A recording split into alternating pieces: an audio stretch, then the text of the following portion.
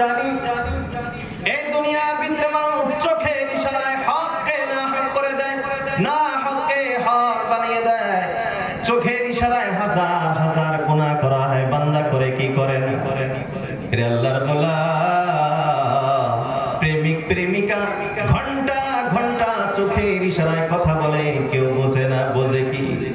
আল্লাহ রাব্বুল আলামিন বলেন, ইয়ালামু খাইনাতাল আ'য়ুন, আমি আল্লাহ তোর চোখের ওই গুনাহগুলোকে জানি।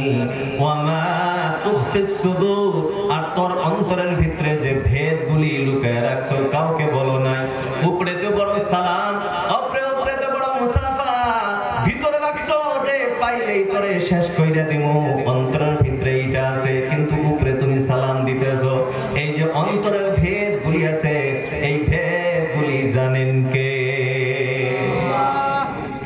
আল্লাহ রাব্বুল আলামিন বলেন, তুমি চোখের ইশারায় গুনাহ করো, অন্তরের ভিতরে গুনাহর কথা লুকিয়ে রাখছো।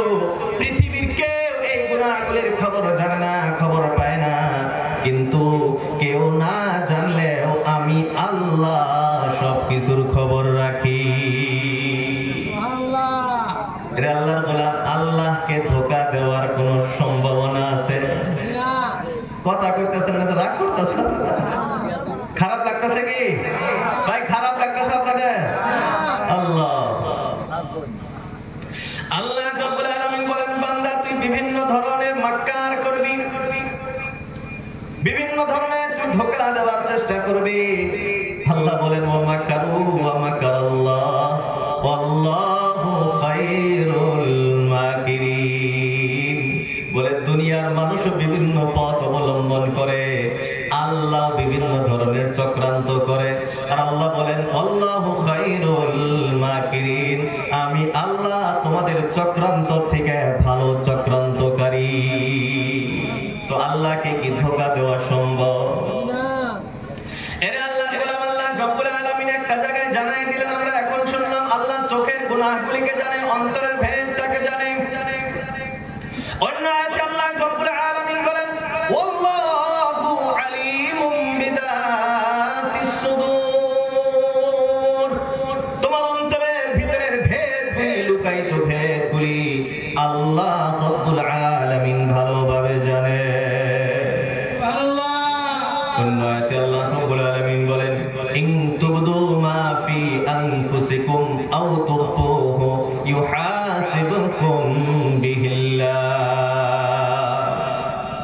আল্লাহ রাব্বুল আলামিন বলেন, ইন তুবদু মা ফি আনফুসিকুম, তোমার মনের ভিতরে যে কথাগুলি আছে এই কথাগুলি তুমি প্রকাশ করো, আও তুখফুহু, অথবা সেই কথাগুলিকে তুমি লুকাও, ইউহাসিবুকুম বিহিল্লাহ, আল্লাহ সব কথার হিসাব নিবে। তুমি প্রকাশ করো অথবা লুকিয়ে রাখো, সব কিছুর পরীক্ষা নিবেন কে? সব কিছুর হিসাব নিবেন কে? আল্লাহ। এরে আল্লাহর গোলাম, আল্লাহ রাব্বুল আলামিন আরো বিভিন্ন জায়গায় বলেছেন আল্লাহর যে কুদরতটা আছে, কারণ মানুষ মৃত্যুর পর অনেক মানুষ বলবে, আল্লাহ আমি এই গুনাহগুলো করি নাই।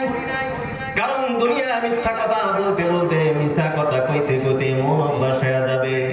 দেখবেন যারা সারাদিন মিথ্যা কথা কয়, সত্য কয় কথা বলতে গেলেও হঠাৎ তার মিথ্যা কথা বাহির হয়ে যায়, যায় কি যায় না?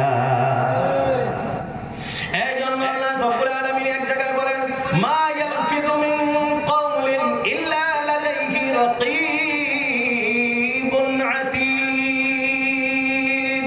আল্লাহ রাব্বুল আলামিন বলেন, মা ইয়ালফিযু মিন কাওল, তোমার মুখে যত শব্দ বাহির হয়, তোমার মুখের দ্বারা যত আওয়াজ বাহির হয়, যত কথা বাহির হয়, ইল্লা লাদাইহি রাকীবুন আতীদ, এই সমস্ত শব্দ, সমস্ত কথা রেকর্ডিং করনেওয়ালা একজন ফেরেশতা আছে। বলি সুবহানাল্লাহ। আমি আপনি যা কিছু বলি সব কিছু রেকর্ডিং হইতেছে, সব কিছু জমা হইতেছে। এর আল্লাহর গোলাম, এই যে জমিনটা, এই যে মাটিটার উপরে আমি আপনি বসে আছি, এই মাটিও আমার আপনার সব কিছু রেকর্ডিং করে রাখতেছে। আল্লাহ রাব্বুল আলামিন কোরআন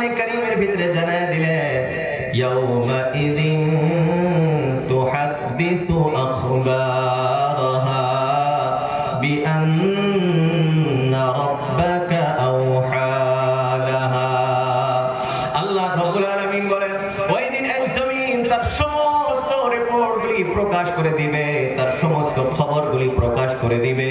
কেমনে দিবে? বিআন্না রাব্বাকা আওহা লাহা, কারণ ওই দিন আল্লাহ তাকে অর্ডার দিয়ে দিবেন। ওই দিন জমিন তার সব খবর আল্লাহ রব্বুল আলামিনের সামনে প্রকাশ করে দিবে।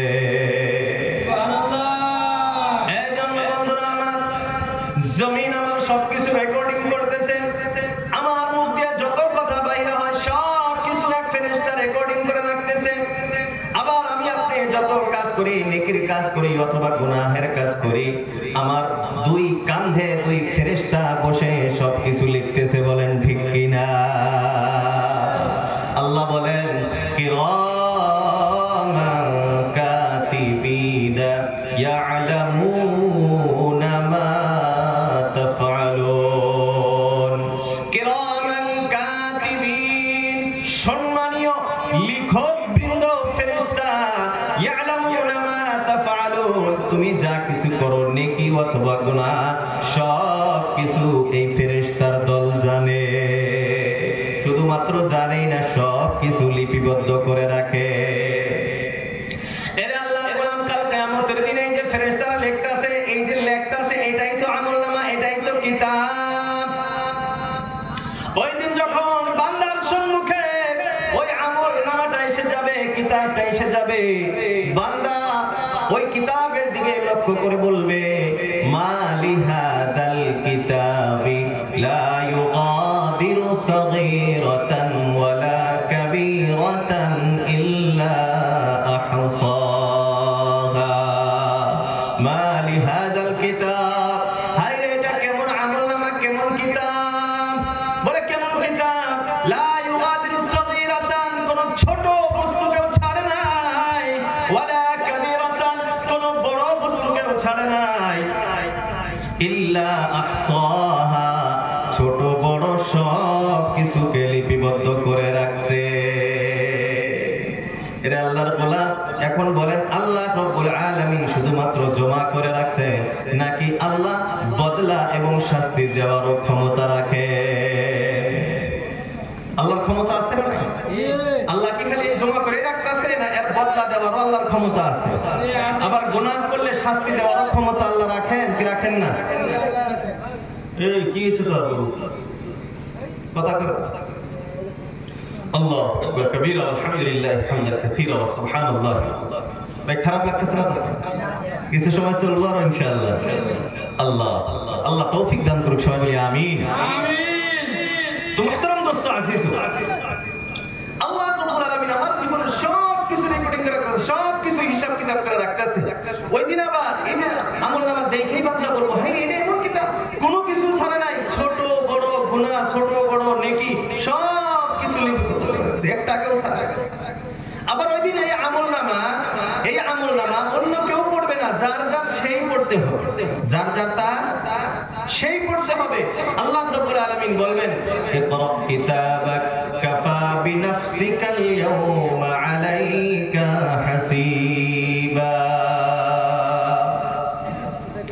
আল্লাহ রাব্বুল আলামিন ওই বান্দিকে বলবেন, ইকরা কিতাবাক, তোমার আমলনামাটা তুমি নিজেই পড়ো, নিজেই পড়ো, নিজেই পড়ো। কাফা বিনাফসিকাল ইয়াওমা আলাইকা হাসিবা, ওই দিন তুমি তোমার আমলনামা পড়ার জন্য নিজেই যথেষ্ট হয়ে যাইবা। বলি সুবহানাল্লাহ।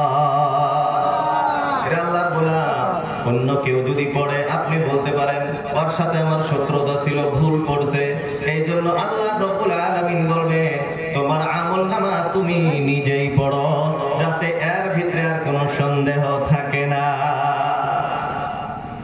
এখন বলতে পারেন, হুজুর আমি তো লেখাপড়াই জানি না, আমি কেমনে পড়বো? এরা আল্লাহর গোলাম।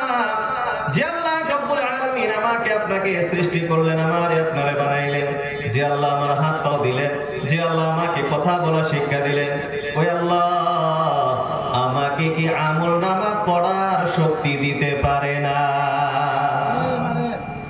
যে আল্লাহ এত ক্ষমতা আমাকে দিয়েছে, ওই দিন আমলনামা পড়বো, যে এই জ্ঞান আল্লাহ আমাকে দিতে দিব না?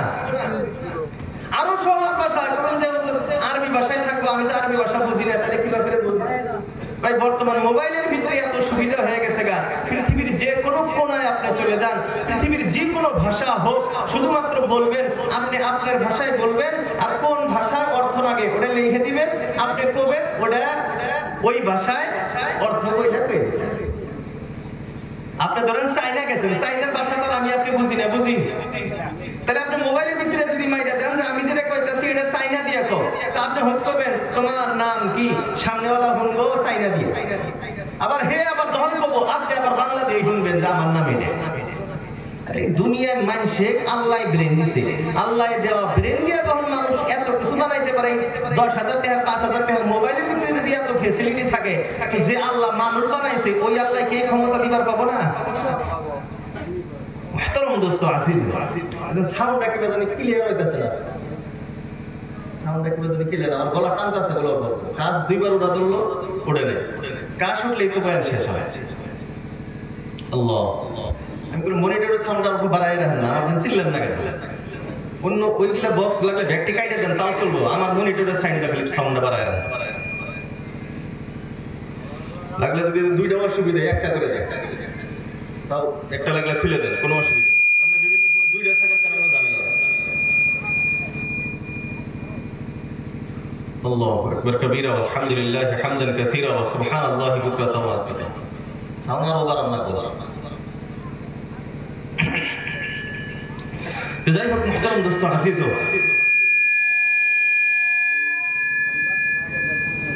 তাকে যদি না বাড়ে তাহলে যেবা আছে হয়ে থাকে, আর নষ্ট করে লাভ নেই, না কি করি? যেবা আছে তো চলতেছে, না হলে আরো খারাপ হয়ে গেলে তো ঝামেলা লেগে যাবো, আগের লেভেলে রাখেন ইনশাআল্লাহ, চলতে থাকে। আপনারা তো খারাপ পাইতেছেন না, চলবো তো কিছু সময়, ভালো লাগতেছে কি না? এমনি খেলে আমার পাম দিবার জন্য কইতেছেন, এই তাহেরি পাম দেন না, তাহেরি গুলি সব এসেছে।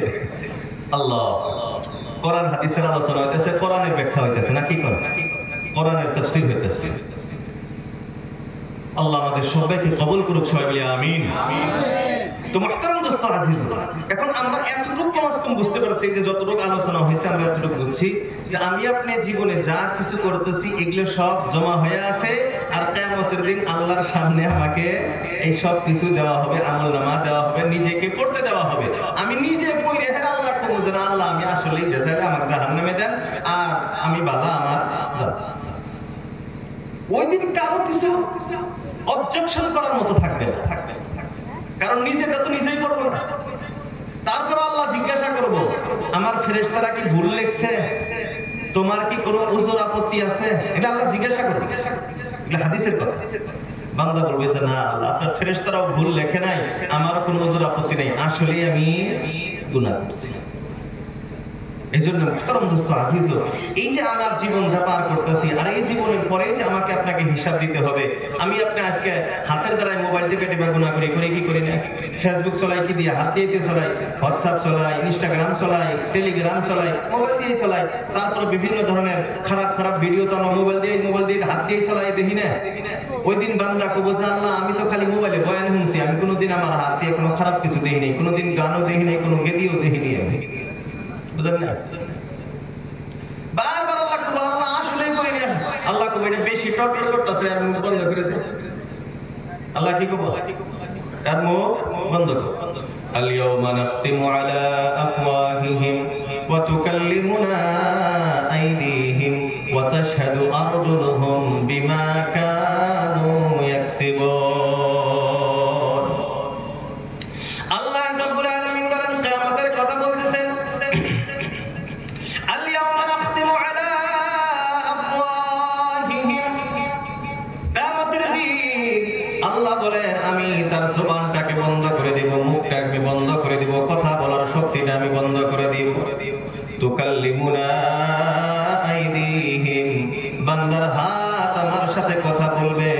ওয়া তাশহাদু আরজুলুহুম, বান্দার পা আমাকে সাক্ষী দিবে। বিমা কানু ইয়াকসিবুন, দুনিয়াতে তারা যত ধরনের গুনাহ করেছে, দুনিয়াতে আমি আপনি যা করেছি সবকিছু আমার হাত আমাকে আল্লাহর সামনে সাক্ষী দিবে, আমার পা আমার বিরুদ্ধে আল্লাহ রাব্বুল আলামিনের কাছে সাক্ষী দিয়ে দিবে। বান্দা বলবে, এ হাত, এই পাও, তোমার সামান্য অসুবিধা হইলে হাজার হাজার টাকা তোমার জন্য খরচ করছি, তোমার জন্য কত তুমি আমার বিরুদ্ধেই কথা বলো, তোমাকে কে কথা বলার শক্তি দিল? মানুষ যখন হাত পাকে জিজ্ঞাসা করবে তোমাকে কে কথা বলার শক্তি দিয়েছে, হাত পা তখন ওই বান্দাকে জবাব দিয়ে দিবে, আনতাকানাল্লাহুল্লাযী আনতাকা কুল্লা শাই। আমাকে ওই আল্লাহ কথা বলার শক্তি দিয়েছেন যে আল্লাহ পৃথিবীর প্রত্যেকটা বস্তুকে কথা বলার শক্তি দিয়েছিলেন। এর জন্য বন্ধুরা আমার, এখন আপনারা একটা কথা বলেন, আমার হাত পা যখন আমার বিরুদ্ধে সাক্ষী দিবে, এই জমিন যখন আমার বিরুদ্ধে সাক্ষী দিবে, ফেরেশতারা আমার সব কিছু লিখে নিতেছে, এই আমলনামাটা আমার বিরুদ্ধে হয়ে যাবে, আমার চোখের ইশারায় যে গুনাহগুলি করতেছি এগুলাও যখন সাক্ষী প্রমাণ হয়ে যাবে, এরা আল্লাহর বলা, ওই দিন আল্লাহর সম্মুখে বাঁচার কি আর কোনো উপায় আছে? আছে ভাই, বাঁচার উপায় আছে? তাহলে ওই দিনটাকে নিয়ে চিন্তা করার প্রয়োজন আছে না নাই? ওই দিন আমি আপনি যাতে বাঁচতে পারি, ওই দিন আমি আপনি যাতে ভালোভাবে নাজাত পাইতে পারি, জান্নাত পাইতে পারি, এই ব্যাপার নিয়ে আমার আপনার চিন্তা করার দরকার আছে না নাই? বন্ধুরা আমার, যে আয়াতটা আমি সর্বপ্রথম তেলাওয়াত করেছিলাম, আল্লাহ রাব্বুল আলামিন এই ব্যাপারে বলেন, ইয়া আইয়ুহাল্লাযীনা আমানুত্তাকুল্লাহা ওয়াল তানজুর নাফসুম মা কদ্দামাত লিগাদ ওয়াত্তাকুল্লাহ।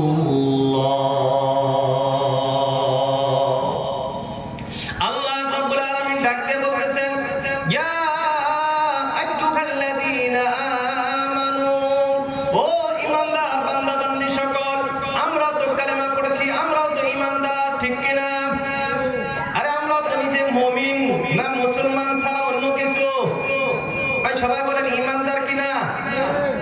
আমরাও তো ঈমানদার। আল্লাহ রাব্বুল আলামিন আমাকে আপনাকে ডেকে বলতেছেন, ইয়া আইয়ুহাল্লাযীনা আমানু, ও ঈমানদার বান্দা বান্দীগণ, শুনো শুনো আমার একটা কথা মানো। বলে কি কথা? ইত্তাকুল্লাহ, আল্লাহ রাব্বুল আলামিনকে ভয় করো। কাকে ভয় করতে হবে? বন্ধুরা আমার, সবাই বলেন কাকে ভয় করতে হবে? আল্লাহ কি আসলে ভয় করার বস্তু? না না, আল্লাহ তো হলো মুহাব্বত করার বস্তু। আল্লাহকে ভালোবাসতে হবে, মুহাব্বত করতে হবে, এবং আল্লাহর যে শাস্তির ব্যবস্থা আছে জাহান্নাম, ওই জাহান্নামকে ভয় করতে হবে। বাবাকে ভয় করো, তার মানে কি বাবাকে মুহাব্বত করা লাগবে না? বাবাকে তো মুহাব্বত করা লাগবে। ভয় করো মানে আমি যদি ভুল করি আমার আব্বা যে আমার শাস্তি দিবে, এই শাস্তিকে ভয় করে আমার আব্বাকে মুহাব্বত করা লাগবে। ঠিক তেমনি ভাবে আল্লাহ রাব্বুল আলামিন জানায় দিলেন, ইত্তাকুল্লাহ, আমি আল্লাহকে ভয় করো, তার মানে আমি আল্লাহর যে শাস্তি আছে সেই শাস্তিগুলোকে ভয় করে আমি আল্লাহর কথা অনুযায়ী তোমরা চলো। তো আল্লাহ রাব্বুল আলামিন প্রথমে বললেন ইত্তাকুল্লাহ, আল্লাহকে ভয় করো।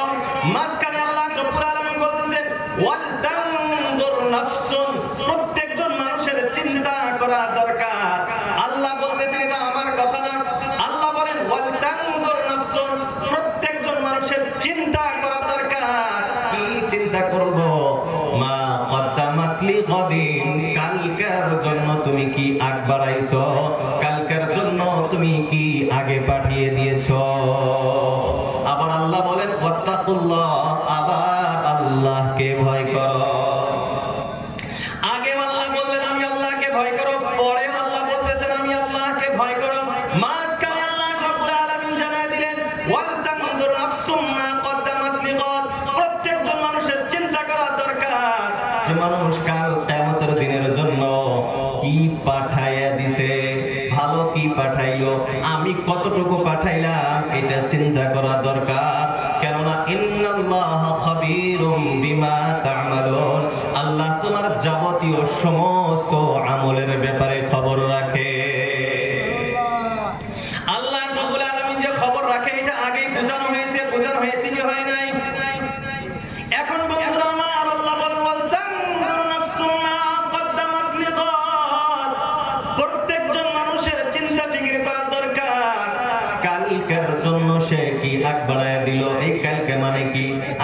সকালে শুক্রবার যে খামু এই কালকে কি উদ্দেশ্য ভাই? এই কালকে কি উদ্দেশ্য? এই কাল কি বলা হইতেছে? না না, এমন একটা কাল যে কাল আসবে না, আর যেদিন আসবে সেদিন আমি আপনি থাকবো না। বন্ধুরা আমার, একটা হাদিসের ভিতরে আসে আল্লাহর রাসূল আল্লাহর হাবিব সাল্লাল্লাহু আলাইহি ওয়াসাল্লাম বলেন, হে আমার উম্মতিরা, তোমরা নেক আমল বেশি বেশি করে করো, গুনাহ থেকে বাঁচার চেষ্টা করো। কেননা ফাইন্নাকা লা তাদরি মা ইসমুকা গাদা, কেননা কাল তোমার নামটা কি হয়ে যাবে তুমি জানো না। আল্লাহ রাসূল বলেন, কাল তোমার নামটা কি হবে তুমি জানো না। এরে বন্ধুরা আমার, আপনি বলতে পারেন, হুজুর আজকে আমার যেটা নাম আছে কালকেও তো এটাই নাম থাকবে, এটা আবার কি ধরনের প্রশ্ন? আল্লাহ রাসূল বললেন যে তুমি জানো না তোমার নামটা কি হবে কাল। বন্ধুরা আমার, আজ আমি আব্দুল্লাহ, আব্দুর রহমান, আব্দুল সত্তার, আব্দুল গফুর, আজ আমি মুফতি সাহেব, মাস্টার সাহেব, আজ আমি আব্বা আম্মা, আজ আমি চাচা চাচি, আজ আমি ভাই বন্ধু। কাল কি আমার এই নামটা থাকবে? কাল কি আমি মুফতি সাহেব থাকবো? কাল কি আমি আব্বা আম্মা থাকবো? কাল কি আমি চাচা চাচি থাকবো? কাল কি আমি ভাই বন্ধু থাকবো? এই ব্যাপারে চিন্তা করার দরকার আছে না নাই? বন্ধুরা আমার, এমনি যদি সাধারণ ভাবে চিন্তা করেন, আমি তো কালকেও মুফতি সাহেব থাকবো, কালকেও তো আমি আব্বাই থাকবো, কালকেও তো আমি আম্মাই থাকবো, কালকেও তো আমি চাচা চাচি থাকবো। কিন্তু আল্লাহ রাসূল কি বলতে চাইতেছেন? ফাইন্নাকা লা তাদরি মা ইসমুকা গাদান, কাল তোমার কি নামটা হয়ে যাবে তুমি জানো না। বন্ধুরা আমার, কি নাম হইতে পারে? আমি আপনি সামান্য যদি চিন্তা করি, গভীর ভাবে যদি চিন্তা করি, বোঝা যাবে এই যে আজ আমি মুফতি সাহেব, কালকে আমি মুফতি সাহেব থাকবো। এটা আল্লাহর গোলাম, আল্লাহর কাছে হাজারবার পানা চাই, আল্লাহর কাছে হাজারবার পানা চাই, বলতেছি আল্লাহ না করুক, আল্লাহ না করুক, হঠাৎ যদি আমার রূপটা বাহির হয়ে যায়, হঠাৎ যদি আমার আত্মাটা বাহির হয়ে যায়। এটা আল্লাহর গোলাম, এই যে আমি এই মানুষটা আছি, আমারে কেউ আর মুফতি সাহেব বলবে না। আমি সেখানে শুয়ে আছি, এখানে শুয়ে আছেন আপনার আব্বা, আপনি কান্নাকাটি করতেছেন, চিৎকার করে করে কান্দিতেছেন। মানুষ বলতেছে আপনার আব্বা কোথায়? আপনি কেন কান্দেন? আপনার আব্বা তো এইখানেই আছে। আপনি কেন কান্দেন? আপনার আম্মা তো এইখানেই আছে। আপনি কেন কান্দেন? আপনার বন্ধু, আপনার ভাই তো এইখানেই আছে। এরা আল্লাহর গোলাম, সবাই বলবে না না, ইনি আমার আব্বা না, ইনি আমার চাচা না, ইনি আমার ভাই না, ইনি আমার বন্ধু না। বলে তাহলে ইনি কে? বলে ইনি হলেন আমার আব্বার লাশ, এটা হলো আমার বন্ধুর লাশ, এটা হলো আমার চাচার লাশ, এটা হবে মুফতি সাহেবের লাশ। আল্লাহ রাসূল বলেন, ফাইন্নাকা লা তাদরি মা ইসমুকা গাদা, এরে আল্লাহর গোলাম, তুমি জানো না কাল তোমার নামটা কি হয়ে যাবে। এরে বন্ধুরা আমার, আজ আমি মুফতি সাহেব আছি, কাল আমার নাম মুফতি সাহেব থাকবে না, হয়ে যাবে লাশ। আজ আপনি আব্বা আছেন, আপনার নাম আব্বা থাকবে না, আপনি হয়ে যাবেন আব্বার লাশ। আজ আপনি আম্মা আছেন, কাল আপনার নাম আম্মা থাকবে না, আপনি হয়ে যাবেন আম্মার লাশ। আজ আপনি ভাই আছেন, বন্ধু আছেন, কাল আপনার এই ভাইয়ের পরিচয় থাকবে না, বন্ধুর পরিচয় থাকবে না, আপনি হয়ে যাবেন ভাইয়ের লাশ, আপনি হয়ে যাবেন বন্ধুর লাশ। আল্লাহ রাসূল বলেন, তুমি জানো না কোন সময় তোমার নামটা আর এই নাম থাকবে না, তুমি অন্য নামে পরিচয় হয়ে যাইবা। এর আল্লাহর গোলাম, ওই পরিচয় আসার আগে নিজেকে তৈয়ারি করার দরকার আছে না না? এমন কোন বান্দা বান্দি কি আছি যে হুজুর আমি আমার নামটা কোনোদিন লাশ হবে না? আসি কেউ? ভাই আসি কেউ? আল্লাহ রাসূল আল্লাহর হাবিব সাল্লাল্লাহু আলাইহি ওয়াসাল্লাম বলেন, ইয়াতবাউল মাইয়িত তালাস, মাইয়িতের সাথে, মৃত ব্যক্তির সাথে তিনটা বস্তু সঙ্গে সঙ্গে চলে যায়, তিনটা বস্তু সঙ্গে যায়। ইয়ারজিউ ইসনানে, দুইটা ঘুরে আসে, ওয়া ইয়াবকা ওয়াহিদুন, একটা সঙ্গে থাকে। আল্লাহ রাসূল বলেন, ইয়ারজিউ মালুহু ওয়া ওয়ালাদুহু, তার সন্তান এবং সম্পদ কবরস্থান থেকে ঘুরে আসে। ওয়া ইয়াবকা আমালুহু, আর তার সাথে শুধুমাত্র তার আমলটা সঙ্গে থাকে। এটা আল্লাহর গোলাম, আমার আপনার যখন মৃত্যুটা হয়ে যাবে, আমি আপনি যখন লাশ হয়ে যাব, আমাকে আপনাকে যখন কবরে রাখা হবে, এর আল্লাহর গোলাম, আমার সন্তান আমার সঙ্গে থাকবে না, আমার সম্পদ আমার সঙ্গে থাকবে না, আমি আপনি জীবনে যা কিছু করছি ওই যে আয়াতটার দিকে এখন চিন্তা করেন। আল্লাহ বলেন ওয়াল তানজুর নাফসুম মা কদ্দামাত লিগাদ, কালকের জন্য তুমি কি পাঠাইছো চিন্তা করো। আমি যেটা পাঠাইছি এইটা শুধুমাত্র আমার সঙ্গে থাকবে, বাকি পৃথিবীর কোন বস্তু আমার সঙ্গে থাকবে না। বলেন ঠিক কিনা? এই জন্য বন্ধুরা আমার সেই চিন্তা করার দরকার আছে না নাই? আমার জীবনটাকে আজ থেকে তৈরি করার প্রয়োজন আছে না নাই? কারণ এই জীবনে যদি আপনার কষ্ট হয়, এই কষ্ট বড় কষ্ট না, এই দুনিয়ার শাস্তি বড় শাস্তি না, আখিরাতের শাস্তি, জাহান্নামের শাস্তি হলো বড় শাস্তি। এর আল্লাহর গোলাম, আল্লাহ রাসূল আল্লাহর হাবিব জানায় দিলেন এই দুনিয়ার আগুন, এই আগুন যদি আপনার শরীরে স্পর্শ হয়, এই আগুন যদি আপনার শরীরে লাগে, যে জায়গাতেই লাগে শুধুমাত্র ওই জায়গাটা জ্বলে যায়, ওই জায়গাটা পুড়ে যায়, অন্য জায়গার কোনো ক্ষতি হয় না। কিন্তু আল্লাহ রাব্বুল আলামিন বলেন জাহান্নামের আগুন এত ভয়ঙ্কর, এত ভয়ঙ্কর, জাহান্নামের আগুন শরীরের যে জায়গাতেই লাগার সঙ্গে সঙ্গে কলিজা পর্যন্ত জ্বলায় দেয়। বলি নাউযু বিল্লাহ। এর আল্লাহর গোলাম, সেই জাহান্নামে যাওয়ার কি ইচ্ছা আছে? ভাই জাহান্নাম থেকে বাঁচার প্রয়োজন আছে না নাই? জাহান্নাম থেকে কেমনে বাঁচা যায়? জাহান্নাম থেকে বাঁচার উপায় হলো আল্লাহ যে বিধি বিধান আমাকে আপনাকে দিয়েছে, নিজেকে ওইভাবে তৈয়ার করতে হবে। আমি আপনি যদি আল্লাহর কথা অনুযায়ী চলতে পারি, আমি আপনি যদি রাসূলুল্লাহর কথা অনুযায়ী, তরিকা অনুযায়ী চলাইতে পারি, এর আল্লাহর গোলাম, আল্লাহর কসম খেয়ে বলতেছি বিনা হিসাবে আল্লাহ আমাকে আপনাকে জান্নাতে দিয়ে দিবেন। বলি সুবহানাল্লাহ। সবাই চেষ্টা করবো তো ইনশাআল্লাহ। ইনশাআল্লাহ। এর আল্লাহর গোলাম, কোরআন আমরা চিনি, কোরআন চিনেন তো সবাই? কয়টা সূরা আছে? কয়টা সূরা আছে? 114টা সূরা আছে না নাই? এর আল্লাহর গোলাম আহমদ লাহোরী রাহিমাহুল্লাহ, মাওলানা আহমদ লাহোরী রাহিমাহুল্লাহ, তিনি কোরআনের খুলাসা, সারাংশ বয়ান করেছেন যে কোরআনের মূল, কোরআনের সারাংশ হইল 3টা কথা। কয়টা কথা? ভাই সবাই বলেন কয়টা কথা? 3টা কথা যদি আপনি মানতে পারেন 114টা সূরার উপরে আপনার আমল হয়ে যাবে। বলি সুবহানাল্লাহ। এর আল্লাহর গোলাম, 1 নাম্বার কথা হলো আল্লাহর ইবাদত করা। কার ইবাদত করা? 1 নাম্বার কথা হলো পুরো কোরআনের সারাংশ বলতেছি, পরিপূর্ণ 114টা সূরার সারাংশ। 1 নাম্বার কথা হলো আল্লাহ রাব্বুল আলামিনের ইবাদত করা। এটা তো আমরা করি কি করি না বন্ধুরা আমার? 2 নাম্বার হলো আল্লাহ রাসূল সাল্লাল্লাহু আলাইহি ওয়াসাল্লামের তরিকা অনুযায়ী চলা, সুন্নতের উপরে আমল করা। এটাও তো কিছু আমাদের ভিতরে আছে না নাই?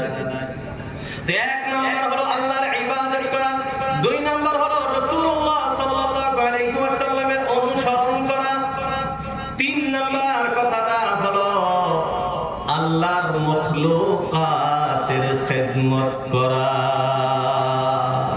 আল্লাহ রাসূল আল্লাহর হাবিব সাল্লাল্লাহু আলাইহি ওয়াসাল্লাম বলেন আল খালকু আয়াদুল্লাহ, এই পৃথিবীতে যত মাখলুক আছে সমস্ত মাখলুক হলো আল্লাহর পরিবার। সমস্ত মাখলুকাত কি?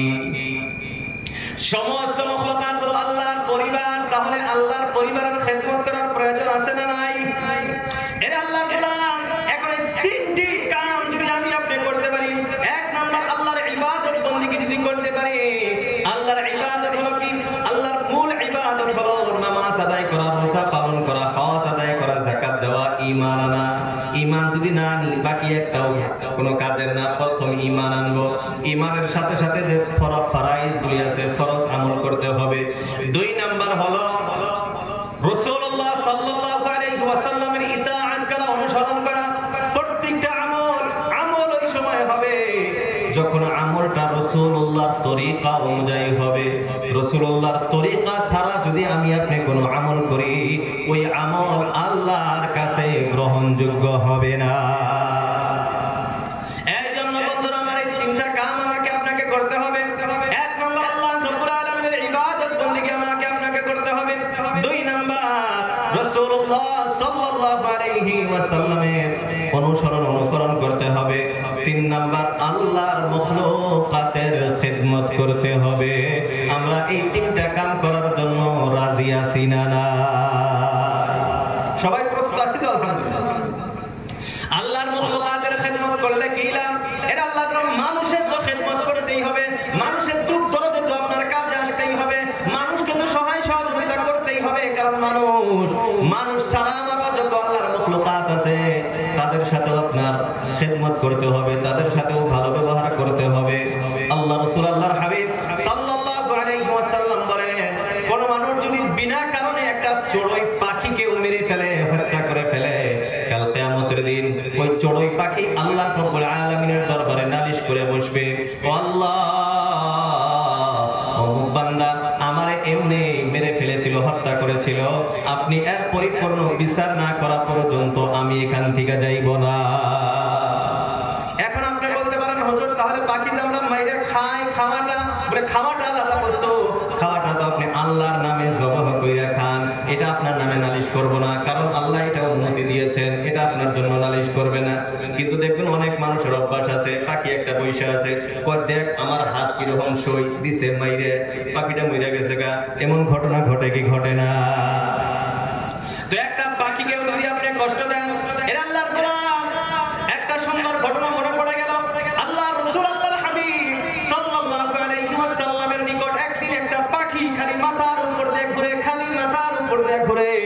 আল্লাহ রাসূল আল্লাহর হাবিব সাল্লাল্লাহু আলাইহি ওয়াসাল্লাম ওই পাখিটাকে ধরলেন, বললেন, ধরার পরে দেখে বুঝতে পারলেন কোন তো একটা ঘটনা হয়ে গেছে।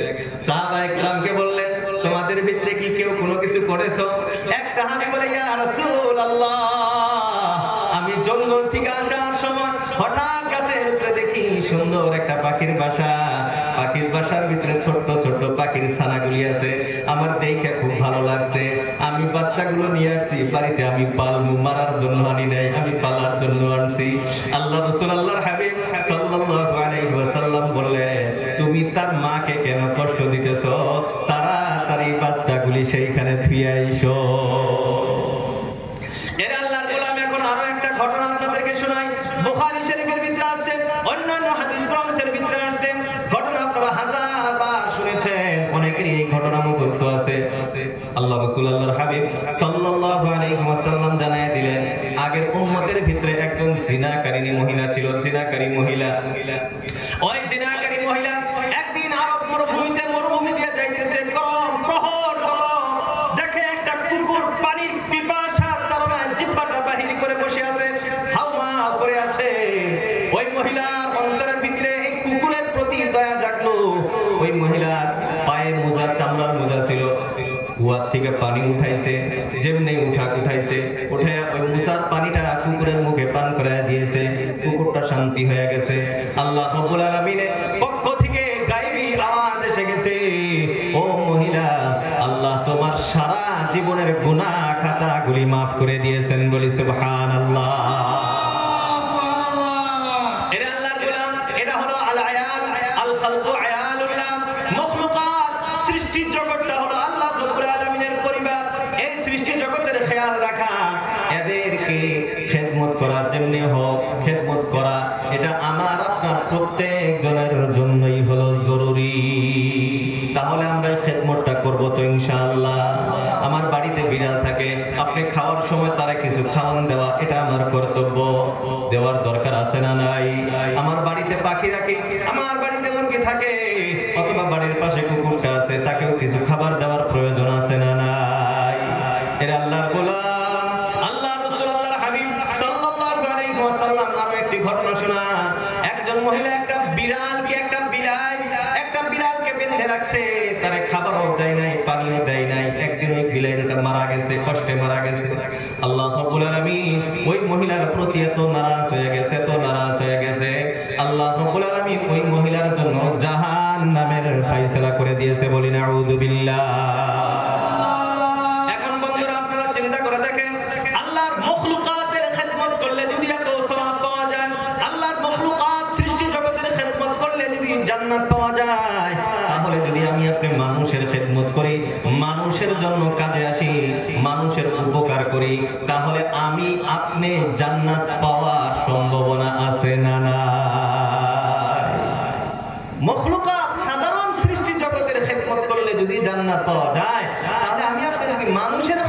করি যে আশরাফুল মাখলুকাত, এই মানুষের যদি আমি আপনার খেদমত করি তাহলে জান্নাত পাওয়া যাবে না?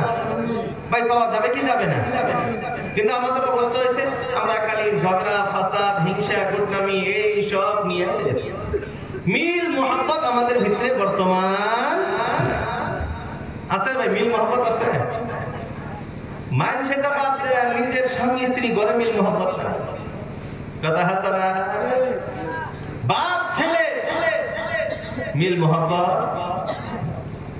মুহতারাম দোস্ত আজিজ, বলে মিল মোহাম্মত যদি না থাকে সে তার খেদমত করবে? খেদমত করবে? তবে খেদমত হয় সে মোহাম্মতের পরে, মোহাম্মত হইলে না খেদমত করে। যখন দুইজন কেউ প্রেমিক প্রেমিকা যখন প্রেমে পড়ে জায়গা তখন না টাকা পয়সা ঋণ করে চুরি করে আইনো গিফট দেয়, কথা হাসানা।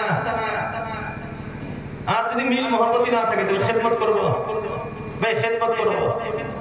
তাহলে মিল মোহাম্মতের আমাদের পরস্পরের মোহাম্মত ভালোবাসার প্রয়োজন আছে না নাই ভাই? আছে না নাই?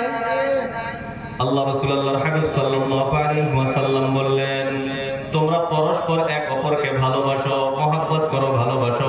তারপর আল্লাহ রাসূল আল্লাহর হাবিব সাল্লাল্লাহু আলাইহি ওয়াসাল্লাম বললেন, আলা আদুল্লুকুম আলা শাইইন ইযা ফাআলতুমুহু তাহাব্বাতুম। ও আমার উম্মতিরা, আমি কি তোমাদেরকে এমন একটা আমলের কথা বলবো না? আল্লাহ রাসূল বলতেছেন, আমি কি তোমাদেরকে এমন একটা আমলের কথা বলবো না যে আমলটা যখন তোমরা করবা এই আমলের বদলা আল্লাহ তোমাদের পরস্পরে ভালোবাসা সৃষ্টি করে দিবেন? বলি সুবহানাল্লাহ। তাহলে এই আমলের আমার আপনার প্রয়োজন আছে না নাই ভাই? আছে না নাই? আল্লাহ রাসূল আল্লাহর হাবিব সাল্লাল্লাহু আলাইহি ওয়াসাল্লাম জানায় দিলেন, আফশুস সালাম বাইনাকুম, তোমরা পরস্পর এক অপরকে সালামের অভ্যাস করো। সালাম দিলে মোহাব্বত বাড়ে। সবাই বলেন, সালাম দিলে, কথা কয় না, সালাম দিলে মোহাব্বত বাড়ে। তাহলে আমরা পরস্পর এক অপরকে সালামের অভ্যাস করবো তো ইনশাআল্লাহ? আমরা সালামের অভ্যাস, মুরব্বী মনে করে আমি বয়সে গেছে আমি কে যুবককে সালাম দিব, যুবক মনে করে আমি হাঁটটা খাট্টা আমি কে মুরব্বী সালাম দিব, বাবা মনে করে আমি লম্বা আমি কে ছেলে সালাম দিব, ছেলে মনে করে আমি আমাকে ছোট আছি আমাকে আমি কে আব্বা সালাম দিব। এটা কইরা লাস্টে দেখা যায় একজন একজনের সালাম দেয়। তো সবাই আমরা আগে সালাম দেওয়ার চেষ্টা করবো, করবো তো ইনশাআল্লাহ? যে আগে সালাম দেয় সে 30টা নেকি পায়, আর যে জবাব দেয় সে পায় 10টা। তাহলে 30টা নিমু না 10টা নিমু ভাই? সবাই বলেন 30টা না 10টা? সবাই সালাম দিব তো ইনশাআল্লাহ? আল্লাহ সবাইকে তৌফিক দান করুক, সবাই বলি আমিন। এটা তো সাধারণভাবে সালাম দিলে সবার ভিতরে কি হয়? মুহাব্বত। এখন যদি বাড়িতে সালাম দেই, বাড়িতে সালাম দেই আমরা দেই, কথা কয় না গো, নাকি সালাম দেওয়া যাবো? সরমের কথা না। মুরব্বীরা কিছু আছে সালাম দেয়, কিন্তু আমরা যুবকরা আমরা মনে করি ঘরে যাইতে সময় সালাম দিয়ে যাওয়া যাবে, হ্যাঁ সালাম দিলে তো কি ব্যাপার, বেটিক সালাম দেওয়া যাবো ভাই? সালাম দেওয়ার প্রয়োজন আছে না নাই? আল্লাহ রাসূল আল্লাহর হাবিব বিশ্বনবী সাল্লাল্লাহু আলাইহি ওয়াসাল্লাম বলেন, সম্ভবত হযরত আনাস বিন মালিক রাদিয়াল্লাহু তাআলা আনহুর ঘটনা, আল্লাহ রাসূল আল্লাহর হাবিব সাল্লাল্লাহু আলাইহি ওয়াসাল্লাম বললেন, ইযা দাখালতা বাইতাকা, যখন তুমি তোমার ঘরে প্রবেশ করবা, যখনই তুমি তোমার ঘরে প্রবেশ করবা, ফাসাল্লিম আলা আহলিকা, তুমি তোমার ঘরের পরিবারের লোকজনকে সালাম দাও। আল্লাহ রাসূল আল্লাহর হাবিব বললেন, যখনই তুমি ঘরে প্রবেশ করবা তোমার পরিবারের লোকজনকে সালাম দাও। ঘরে তোমার আব্বা আছে, আম্মা আছে, ভাই বোন আছে, বন্ধু বান্ধব আছে, তোমার স্ত্রী আছে, সন্তান আছে, যে ঘরের ভিতরে আছে, তুমি ঘরে প্রবেশ করার সময় সালামের মাধ্যমে তুমি ঘরে প্রবেশ করবো তো আমরা ইনশাআল্লাহ? আল্লাহ রাসূল আল্লাহর হাবিব আগে ফায়দাটা জানায় দিলেন, ফাজিলতটা জানায় দিলেন। আমি আপনি যদি সালামের মাধ্যমে ঘরে প্রবেশ করি, আল্লাহ রাসূল বলেন, তাকুন বারাকাতান আলাইকা ওয়া আলা আহলিকা, তোমার উপরে আর তোমার পরিবারের উপরে আল্লাহর পক্ষ হইতে বরকত নাজিল হবে। চিৎকার দিয়া বলি সুবহানাল্লাহ। তাহলে বরকতের প্রয়োজন আছে না নাই? বরকতের দরকার নাই? বরকত কারে কয়? বরকত বলা হয় আপনার কাছে কিছুই নাই, টাকা পয়সা মানে আপনার কিছুই নাই, কিন্তু আপনি সব কাম হয়ে গেছে, আল্লাহ করাই দিতেছে সব। এর নাম হইল বরকত। আমরা মনে করি, সাধারণত আমরা মনে করি টাকা পয়সা যার বেশি হ্যারি খালি বরকত, টাকা পয়সা বেশি হইলে বরকত। ভাই যার টাকা পয়সা আছে যায় হজ করে দেখেন হ্যাঁ রাইতে ঘুম নাই। টাকার মালিক 10 কোটি টাকা, ব্যাংকে যায় দেখেন লোন আছে 30 কোটি। কথা আছে না? মালিক হয়েছে 10 কোটির আর ব্যাংকের লোন আছে কত? 30 কোটি। তো টাকা পয়সা থাকার নাম বরকত না। বরকত কার নাম? কিছুই নাই, বাস আপনার চলতেছে। যে কাম মাসে লাখ 3000 পায় না, সেটা আপনার 2000 টাকা দিয়ে কাম হয়ে গেছে, এর নাম বরকত। তাহলে বরকত কেমনে আসবে? আল্লাহ রাসূল জানায় দিলেন, তুমি তোমার পরিবারের লোকজনকে সালাম করো, ঘরে প্রবেশ করার সময় সালাম দিয়ে ঘরে ঢোকো, তোমার উপরে এবং তোমার পরিবারের লোকজনের উপরে বরকত নাজিল হবে বলি সুবহানাল্লাহ। তাহলে সবাই ইনশাআল্লাহ আজকে থেকে অভ্যাস হবো তো ভাই? সবাই আজকে বাড়ি যাবো, যে বাড়িতে ঘরে ঢোকার সময় দরজা খাড়া আগে সালাম দিব তো সবাই? ভাই সবাই সালাম দিবে তো ইনশাআল্লাহ? আল্লাহ তৌফিক দান করুন, সবাই বলি আমিন। এই ঘরে যেই যায়, পুরুষ যাক মেয়ে যাক, ঘরে প্রবেশ করার সময় সালাম এবং অনুমতি নেওয়া জরুরি জরুরি জরুরি। এক সাহাবী বলছে, ইয়া রাসূলুল্লাহ, আমি যদি আমার মার ঘরে প্রবেশ করতে চাই তাও কি আমি সালাম দিয়ে ঢুকতে হবে? কথাটা বোঝার চেষ্টা করি। আল্লাহ রাসূল, আমি যদি আমার মার ঘরে ঢুকবো, আমার মা আছে ওই ঘরে আমি প্রবেশ করব, তাও কি সালাম দিয়ে যাওয়া লাগবে? আল্লাহ রাসূল জবাব দিলেন, ধমক দিলেন, তুমি কি তোমার মাকে উলঙ্গ দেখতে চাও? এমন অবস্থায় দেখতে চাও যে অবস্থায় তোমার মা তোমাকে দেখতে পছন্দ করে না? এমন অবস্থায় তুমি দেখতে চাও? তাই একজন মানুষ, একটা সাধারণ একটা উদাহরণ নেই, আপনার স্ত্রী ঘরের ভিতরে আছে, আপনার স্ত্রী ঘরের ভিতরে আছে, কেউ নাই বাড়িতে, কেউ নাই ঘরের ভিতরে, তো এমন অবস্থায় আছে যে বাচ্চা আছে, কিন্তু সে চায় না যে আমার স্বামী আমাকে এই অবস্থাতে দেখুক। এটা হইতে পারে কি পারে না? ভাই পারে কি পারে না? কথা কইতেছেন না, বুঝে আসতেছেন না? আচ্ছা স্ত্রীটাও বাদ দেন, আমারটাই তো। আপনি আছেন ঘরের ভিতরে, আপনি ঘরের ভিতরে এমন অবস্থায় আছেন বা এমন একটা কাজে ব্যস্ত আছেন, আপনি চান না যে এই অবস্থায় আমার স্ত্রী বা কেউ আমাকে দেখুক। এরকম অবস্থা হইতে পারে কি পারে না? এখন যদি সালাম নাই কালাম নাই, হুম্মত করে ঘরের ভিতরে ঢুকে গেছে গা, কি বোতলে বেজাল আছে না ভাই? বেজাল আছে না নাই? এই জন্য ইসলামের আদর্শ হলো, এটা ইসলামের আদর্শ, তুমি ঘরের বাইরে থেকে সালামও দিতে হবে, অনুমতি দিতে হবে। আসসালামু আলাইকুম ওয়া রাহমাতুল্লাহি ওয়া বারাকাতুহু। ভাইজান, আমি কি ঘরে প্রবেশ করতে পারি? অপর বাড়িতে গেলাম, সালাম। নিজের ঘরে ঢুকতেও সালাম দিয়ে ঘরে প্রবেশ করতে হবে। রাজি আছি তোমরা ইনশাআল্লাহ? ভাই সবাই রাজি আছি তো ইনশাআল্লাহ? আল্লাহ আমাদের তৌফিক দান করুন, সবাই বলি আমিন। তো মুহতারাম দোস্ত আজিজ, আল্লাহর মাখলুকাতের আমরা খিদমত করব। আল্লাহর মাখলুকাতের ভিতরে সর্বপ্রথম আল্লাহর শ্রেষ্ঠ মাখলুক ইনসান, মানুষের আমরা খিদমত করব। মানুষের যেভাবেই হোক আমরা সহায় সহযোগিতা করার চেষ্টা করব তো ইনশাআল্লাহ? ভাই সবাই করব তো ইনশাআল্লাহ? কারণ জান্নাত চাইতে হলে মানুষের দোয়ার দরকার আছে। আর মানুষ দোয়া করবে কোন সময়? যখন আপনি মানুষের সহায় করবেন, যখন আপনি মানুষের খেদমত করবেন, তখন আপনাকে সে দোয়া দিবে। করব তো ইনশাআল্লাহ? এখন সর্বশেষ কথা হইল, এই যে মসজিদ, এটাও তো সামাজিক কাজ, একটা সামাজিক বস্তু না। অনুষ্ঠানটা তো কারো ব্যক্তিগত না, ব্যক্তিগত অনুষ্ঠান। মসজিদ কারো পার্সোনাল প্রপার্টি, ব্যক্তিগত কারো। মসজিদ কার? 10 জনের, সবার, সমাজের সবার, নাকি? তাহলে এই মসজিদে যদি আমি কিছু করি, এই মসজিদের যদি আমি আপনি খেদমত করি, তাহলে এই খেদমতটা হবে পুরো জনগণের খেদমত। মসজিদে দিলাম, আমি আপনাকে 10 টাকা দিলাম, এটা হলো শুধু আপনার খেদমত হইল। আমি 10টা ফকিরে দিলাম, 10 জনের খেদমত হইল। 20 জনকে দিয়েছি, 20 জনের খেদমত হইল। কিন্তু আপনি যখন মসজিদের খেদমত করবেন, তখন এটা হবে পুরা জনগণের খেদমত। কারণ আপনার মসজিদ, এটা আমি এই এলাকার না। একদিন আইছি এই রাস্তা, হঠাৎ কিবা কামে আইছি, আপনার মসজিদে তো 2 রাকাত আমি পড়বো না ভাই? পড়বো কি পড়বো? আপনি এক জায়গায় গেছেন, আপনার বাড়ি সেই জায়গাতে না, আপনি অন্য এলাকার মানুষ, আপনি লন্ডন আমেরিকা গেছেন গা, ওই জায়গায় যায় হ্যাঁ মসজিদে 2 রাকাত পড়বেন না ভাই? নামাজ আমরা পড়ি না, সেটা আলাদা ব্যাপার। কিন্তু মসজিদ তো এই জন্যই না, নামাজ পড়ার জন্যই তো। যারা নামাজ পড়ে তারা তো পড়বে, বিভিন্ন জায়গা থেকে আইসে মসজিদে নামাজ পড়ে না তারা? তাহলে আমি যদি মসজিদের খেদমত করি তাহলে সারা বিশ্বের মুসলমানের খেদমত হয়ে যাবে। যাইব কি যাইব না? তাহলে মসজিদ খেদমত করার প্রয়োজন সাধারণ খেদমতের থেকে আরো বেশি গুরুত্বপূর্ণ। কথা হাসান?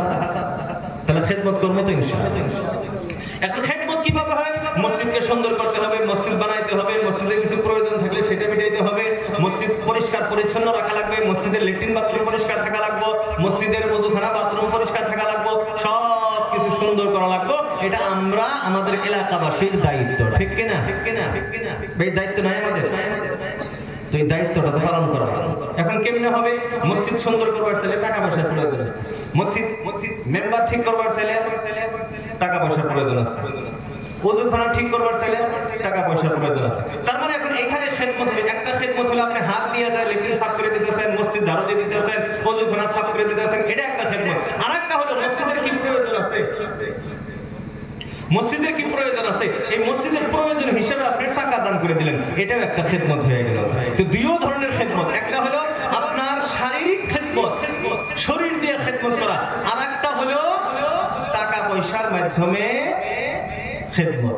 দুইটাই করার দরকার আছে না ভাই? আছে না নাই? এখন ওই যে আগে একটা কথা বলছিলাম, আল্লাহ রাসূল বলছিলেন, এই যে কোরআনের ভিতরে আসছিল, কালকে কি পাঠাইছো সেটা নিয়ে কি করো, চিন্তা করো। কালকের জন্য কি পাঠাইছো তার জন্য চিন্তা করো। আর জাহান্নাম থেকে তো বাঁচার কথা এর আগেও আসছে, জাহান্নাম থেকে বাঁচা লাগবে, জাহান্নামকে ভয় করা লাগবে। এই দরকার আছে না নাই ভাই? আল্লাহ রাসূল আল্লাহর হাবিব সাল্লাল্লাহু আলাইহি ওয়াসাল্লাম জানায় দিলেন, ইত্তাকিন নার ওয়ালাউ বিশিক্কি তামাম। আল্লাহ রাসূল আল্লাহর হাবিব বিশ্বনবী সাল্লাল্লাহু আলাইহি ওয়াসাল্লাম জানায় দিলেন, ইত্তাকিন নার, হে আমার উম্মতিরা তোমরা জাহান্নাম থেকে বাঁচো। কোথায় থেকে বাঁচো ভাই? সবাই বলেন কোথায় থেকে? জাহান্নাম থেকে বাঁচো। ইত্তাকিন নার, জাহান্নামের আগুন থেকে তোমরা বাঁচো। কেমনে বাঁচবা? আল্লাহ রাসূল বলেন, ওয়ালাউ বিশিক্কি তামাম, যদিও একটা খেজুরের মাধ্যমে হয়। তার মানে আল্লাহ রাসূল আল্লাহর হাবিব জানায় দিলেন, এরা আল্লাহর গোলাম, আল্লাহ রব্বুল আলামিন যাকে যেমন ভাবে সামর্থ্য দিয়েছে, যার 1 টাকা দেওয়ার মতো সামর্থ্য আছে, বলে হাত বন্ধ না করে আল্লাহ রাসূল জানায় দিলেন, ওই 1 টাকার মাধ্যমে হলেও নিজেকে জাহান্নাম থেকে বাঁচায় নাও। যার 10,000 দেওয়ার মতো আছে, যার 1 লাখ দেওয়ার মতো আছে, আল্লাহ রব্বুল আলামিন আমার আপনার সবকিছু খবর জানেন। কারণ টাকা পয়সা যে আমারে দিয়েছেন এটা তো আল্লাহই দিয়েছেন, অন্য কেউ দিয়েছে? টাকা পয়সা কে দেন? সবাই বলেন কে দেন? আল্লাহ বলেন, ইয়াবসুতুর রিজকা লিমান ইয়াশা ওয়া ইয়াকদির। আল্লাহ রাব্বুল আলামিন যারা চায় ইয়াবসুতুর রিজকা, রিজিকটাকে একবারে খুলে দেয়, অগণন নিয়ামত, অগণন সম্পত্তি তারে দিয়ে দেয়। ওয়া ইয়াকদির, আবার আল্লাহ যারা চায় কোটি টাকার সম্পদের মালিককে সেকেন্ডের ভিতরে ফকির বানায় দেয়। এই ক্ষমতা আল্লাহর আছে না? না। বোঝা গেল, সম্পদ দেয় আল্লাহ, সম্পদ কাইরেও নেয় আল্লাহ। আর সেই আল্লাহ বলতেছে, আমি আল্লাহর রাস্তায় খরচ কর, খরচ করবি। আল্লাহ রাব্বুল আলামিন বললেন, আনফিক ইয়া আবদি উনফিক আলাইক, হে আমার বান্দা তুই আমার বলা হুকুম, আমার আদেশ অনুযায়ী তুই খরচ করবি, আমি আল্লাহ তোর উপরে খরচ করব। আল্লাহ বলেন, তুই আমার হুকুম মেনে তুই খরচ করবি, আমি আল্লাহ তোর উপরে খরচ করব। আর তুই আমার হুকুম মানবি না, তুই খরচ করবি না, আমি আল্লাহ তোর উপরে খরচ করব না।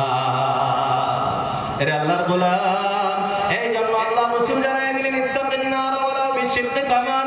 যার যেমন দেওয়ার সামর্থ্য আছে, সামর্থ্য অনুযায়ী তুমি সাদকা করে, দান করে তুমি নিজেকে জাহান্নাম থেকে বাঁচায়া নাও। এরে আল্লাহর গোলাম, আমাদেরও তো জাহান্নাম থেকে বাঁচার দরকার আছে, আছে না নাই? ভাই আমরা জাহান্নাম থেকে বাঁচতে চাই কি চাই না? এরা আল্লাহর গোলাম যারা এমন আছে অন্তরের ভিতরে আল্লাহর ভয় আছে। কারণ ওই যে বলছিলাম, ইত্তাকুল্লাহ, ইত্তাকুল্লাহ, আল্লাহ আগে পাশে 2 বার করে বলছেন, 2 বার করে আল্লাহকে ভয় করার কথা বলেছেন। ওয়াল তানজুর নাফসুম মা কদ্দামাত লিগাদ, কালকের জন্য তুমি কি জমা করে রাখছো হিসাব করে দেখো, চিন্তা করে দেখো। এই জন্য বন্ধুরা আমার, যারা অন্তরের ভিতরে ভয়টা আছে, কাল আমি আল্লাহ রাব্বুল আলামিনের সামনে দাঁড় করতে হবে, আল্লাহর সম্মুখে আমার হিসাব দিতে হবে, আমাকে আল্লাহর সম্মুখে প্রশ্নের সম্মুখীন হইতে হবে। আমি ওই দিন জাহান্নাম চাই না, জাহান্নাম থেকে আমি বাঁচতে চাই। জান্নাতে বড় আশা, অন্তরের ভিতরে আশা আকাঙ্ক্ষা আছে জান্নাতে। জাহান্নাম থেকে আমি বাঁচতে চাই, জাহান্নামে যাইতে চাই না। এমন আল্লাহর গোলাম যে হুজুর আমি জাহান্নামকে বড় ভয় করি, জাহান্নামে যাওয়ার আমার ইচ্ছা নাই, জাহান্নামের বড় ভয় আমার অন্তরের ভিতরে আছে, আমি জান্নাতে যাইতে চাই। রাসূলুল্লাহ যে বলেছেন যে জাহান্নাম থেকে নিজেকে বাঁচায় নাও, যেমন সম্ভব অনুযায়ী নিজেকে যা খরচ করে জাহান্নাম থেকে বাঁচায় নাও। তো হুজুর এই মসজিদের যে ওয়ালের ব্যবস্থা নাই, ওয়ালের দরকার আছে, মসজিদের ব্যবহার দরকার আছে। হুজুর আমি মসজিদের ওয়ালের জন্য, নিজেকে জাহান্নাম থেকে বাঁচানোর জন্য, নিজেকে জান্নাতবাসী করার জন্য 5,000 টাকা আমি মসজিদে দিয়ে দিব। একজন বান্দা ইনশাআল্লাহ প্রথমে নামটা লেখায় দে। এরা আল্লাহর গোলাম প্রথমে একজন বান্দা নামটা লেখায় দিয়ে বলে, হুজুর আমি জাহান্নামকে বড় ভয় করি, আমি জাহান্নামে যাইতে চাই না। নিজেকে জাহান্নাম থেকে বাঁচানোর জন্য, নিজেকে জান্নাতবাসী করার জন্য, এই মসজিদের খেদমত করার জন্য, জনগণের খেদমত করার জন্য যে হুজুর আমি 5,000 টাকা মসজিদে দান করে দিব। প্রথম নম্বরে একজন আল্লাহর গোলাম দাঁড়ায় যায়, তাড়াতাড়ি করে ইনশাআল্লাহ। প্রথম নাম্বার ইনশাআল্লাহ একজন বান্দা দাঁড়ায় যায়, আল্লাহকে ওয়াস্তে দাঁড়ায় যায়। এরা আল্লাহর গোলাম। অনেকের মা বাবা দুনিয়া থেকে বিদায় নিয়ে চলে গেছে, আজ তাদের মা বাবা কবরে শুয়ে শুয়ে আমার আপনার দিকে তাকিয়ে আছে যে দেখি আমার সন্তানের জন্য তো আমি অনেক সম্পদ রেখে গিয়েছিলাম, আমার সন্তান এখন অনেক টাকা পয়সা কাজ করে, দেখি আমার সন্তান টাকা পয়সার মাধ্যমে আমার জন্য কিছু করে কি করে না। এরা আল্লাহর গোলাম। কোন বান্দা বান্দি কি আছে যে হুজুর আমি আমার আব্বা আম্মার মাগফিরাতের জন্য, যাতে আমার আব্বা আম্মাকে দুনিয়ায় তারা কষ্ট করে, অনেক কষ্ট করে আজ আমাকে মানুষ বানিয়ে গেছে, বড় মানুষ আমাকে বানিয়ে দিয়েছে, আর যাতে তাদের কবরের ভিতরে কষ্ট না করতে হয়, জাহান্নামের সম্মুখীন যাতে হইতে না হয়। ও হুজুর আমি নিজের মা বাবার মাগফিরাতের জন্য, তাদের জান্নাতের জন্য, তাদের জাহান্নাম থেকে বাঁচানোর জন্য যে মসজিদের জন্য আমি দান করে দিব। এমন প্রথম নম্বরে একজন আল্লাহর গোলাম দাঁড়িয়ে যায়।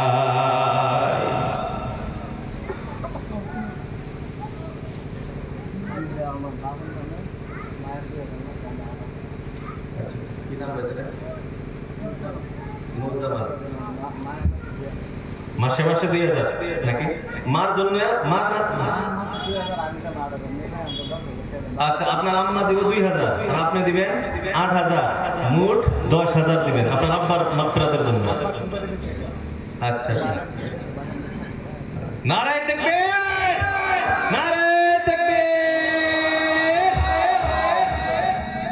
তিনার আব্বা মারা গেছে, তিনার আব্বা সম্পত্তি রেখে গেছে, সুপারির বাগান রেখে গেছে, আব্বা দুনিয়াতে নিয়ত করেছে সে আব্বার বাগান থেকে 8,000 টাকা তিনার তরফ থেকে আর 2,000 টাকা তিনার আম্মার তরফ থেকে, 10,000 টাকা, মোট 10,000 টাকা তিনি এই মসজিদের জন্য দিয়ে দিলেন।